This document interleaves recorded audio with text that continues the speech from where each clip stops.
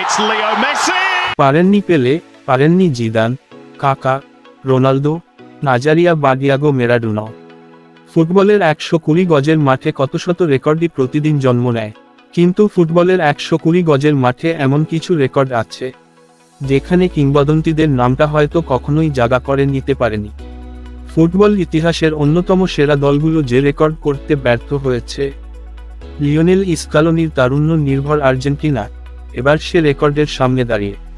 টানা 3টি আন্তর্জাতিক শিরোপা জেতার রেকর্ড নেই দক্ষিণ আমেরিকার কোনো দলের। 2বার মহাদেশীয় শিরোপা এবং 1 বিশ্বকাপ জেতার কীর্তি করতে পারেননি লাতিনের কালজয়ী সব দলগুলো। এমনকি ইউরোপের প্রজন্ম সর্বকালের সেরা দলগুলো পারেনি নিজেদের ধারাবাহিকতা ধরে রাখতে। একমাত্র সেই দেশ হিসেবে কৃতিত্ব আছে স্পেনের। 2008 সালের ইউরো, 2010 সালের বিশ্বকাপ আর 2012তে ইউরো টানা জয় করেছিল দেশটি। এবার আর্জেন্টিনার সামনে আছে সে সুযোগ। 2021 সালে কোপা আমেরিকা ও 2022 বিশ্বকাপ নিজেদের ঝুলিতে ভরেছেন। এখন বাকি 2024 সালের কোপা আমেরিকা।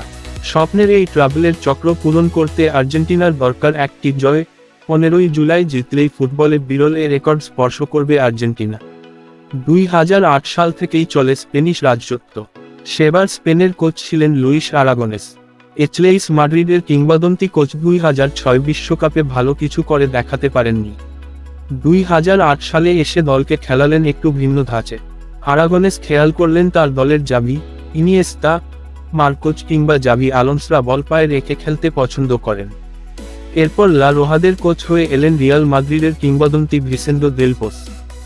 2010 সালের সেই দলকে রাখা হয় সর্বকালের সেরাদের কাতারে। দেল পোস কেবল বিশ্বকাপ জিতে থামলেন না, 2012 সালের ইউরোটাও জিতলেন এই কিংবদন্তি। প্রথমবার দেখালেন কোনো স্ট্রাইকার ছাড়া 6 জন মিডফিল্ডার নিয়েও শিরোপা জিতা যায়।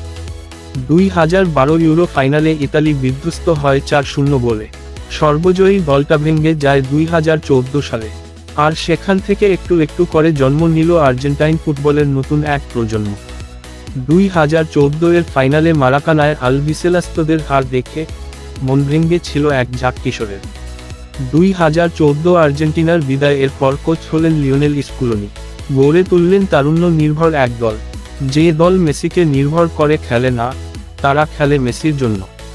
ডিপল, এমিলিয়ানো মার্টিনেজ, মেক এলিস্টার, আলভারেজদের নিয়ে এগোতে থাকে স্বপ্নের দিকে।